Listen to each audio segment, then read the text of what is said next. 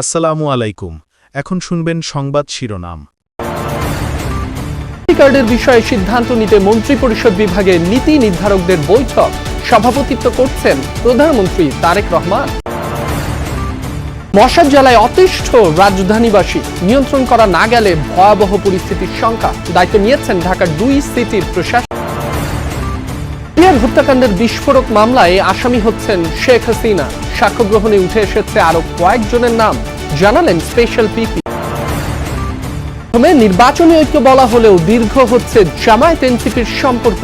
সংসদের পাশাপাশি রাজপথেও সক্রিয় থাকার কথা বলছে 11 দলীয় জোট। দাউদকান্দিতে গ্যাস লিকেজ থেকে বিস্ফোরণে একই পরিবারের 4 জন দগ্ধ। চট্টগ্রামের হালি শহরে দগ্ধদের মধ্যে মা ছেলে সহ 3 জন। এতক্ষণ শুনছিলেন সংবাদ শিরোনাম, এবার বিস্তারিত। প্রধানমন্ত্রী তারেক রহমানের সভাপতিত্বে ফ্যামিলি কার্ড বিষয়ক সভা অনুষ্ঠিত হচ্ছে সচিবালয়ের মন্ত্রিপরিষদ বিভাগে। দুপুর 12টার পর সভা শুরু হয়, যেখানে যোগ দেন অর্থমন্ত্রী, সমাজ কল্যাণ মন্ত্রী সহ বিভিন্ন মন্ত্রণালয়ের মন্ত্রী, প্রতিমন্ত্রী ও মন্ত্রিপরিষদ সচিবের সমন্বয়ে গঠিত 15 সদস্যের ফ্যামিলি কার্ড সংক্রান্ত কমিটি। সভায় ঈদের আগেই পরীক্ষামূলকভাবে ফ্যামিলি কার্ড উদ্বোধনের বিষয়ে আলোচনা হয়।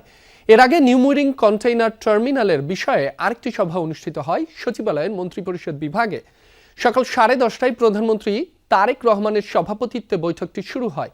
বৈঠকে অংশ নেন অর্থমন্ত্রী আমির খসরু মাহমুদ চৌধুরী, নৌমন্ত্রী শেখ রবিউল আলম, আইন ও সংসদ বিষয়ক মন্ত্রী আসাদুজ্জামান আসাদ সহ সংশ্লিষ্টরা। মশার বারবারন্ত এখন পৌঁছে গেছে ধৈর্যের শেষ সীমায়। গবেষণায় উঠে এসেছে গত 1 মাসে মশা বেড়েছে 40%।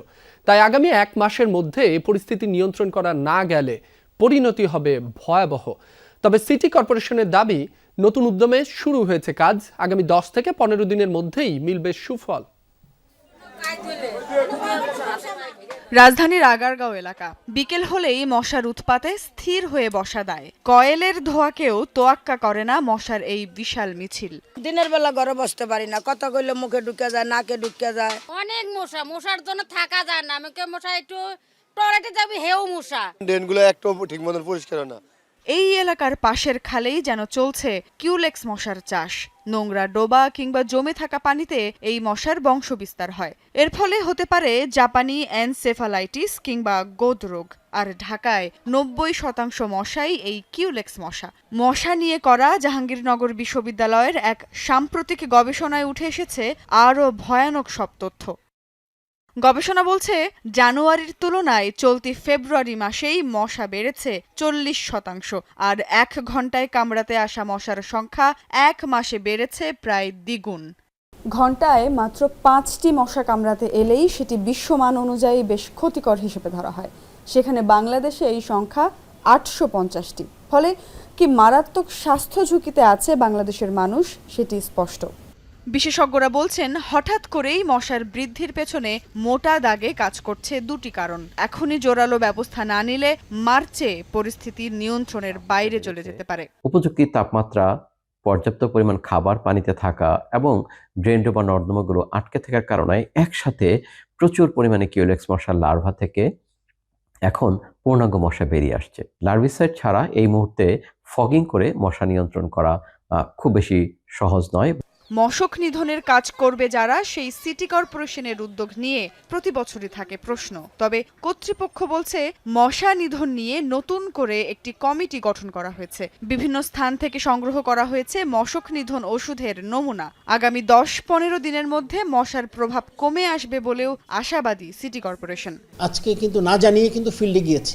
ফিল্ডে যে যারা মশা স্প্রে করছে তাদের কাছ থেকে আমি স্যাম্পল কালেক্ট করেছি। এটা আমি ল্যাবে পাঠাবো। ল্যাবে পাঠানোর পরে টেস্ট রিপোর্ট আর প্লাস হলো আমাদের যখন আমরা ওষুধটা ক্রয় করি ওই রিপোর্ট, দুটাকে মিলিয়ে দেখবো যে আসলে কোনো অসামঞ্জস্যতা আছে কিনা।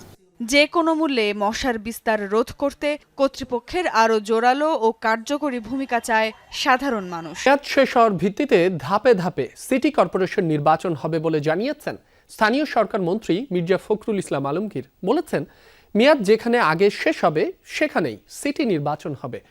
সকালে ঢাকার 2 সিটি সহ 6 সিটি কর্পোরেশনের রাজনৈতিক প্রশাসকরা স্থানীয় সরকার মন্ত্রণালয়ে যোগদান করেন। এলজিআরডি মন্ত্রী মির্জা ফখরুল ইসলামের কাছে যোগদানপত্র জমা দেন তারা। এ সময় মির্জা ফখরুল জানান, ভবিষ্যতে দলীয় প্রতীকে সিটি নির্বাচন হবে কি না তা নির্ধারিত হবে সংসদে। নতুন 6 প্রশাসকরা বলেন, মশা, যানজট, রাস্তাঘাট মেরামত সহ দুর্নীতি রোধে কাজ করবেন তারা। বলেন, দীর্ঘদিন অকার্যকর থাকা সিটি কর্পোরেশনে করণীয় নির্ধারণ করে জনগণের সেবা নিশ্চিত করা হবে। এলজিআরডি প্রতিমন্ত্রী মীর শাহে আলম বলেন, সরকারি কর্মকর্তাদের চেয়ে রাজনৈতিক নেতারা ভালোভাবে কাজ করতে পারবেন, এজন্য তাদের নিয়োগ দেওয়া হয়েছে।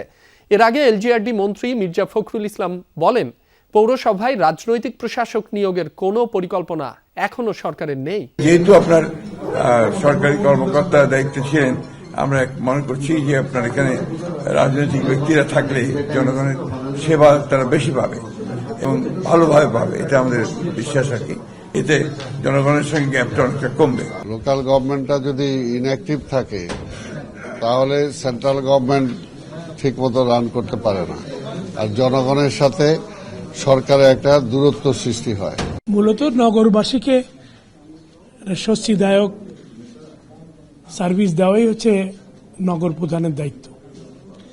আমাদের মাননীয় প্রধানমন্ত্রী সেই বিবেচনা নিয়েই আমাদের দায়িত্ব দিয়েছেন।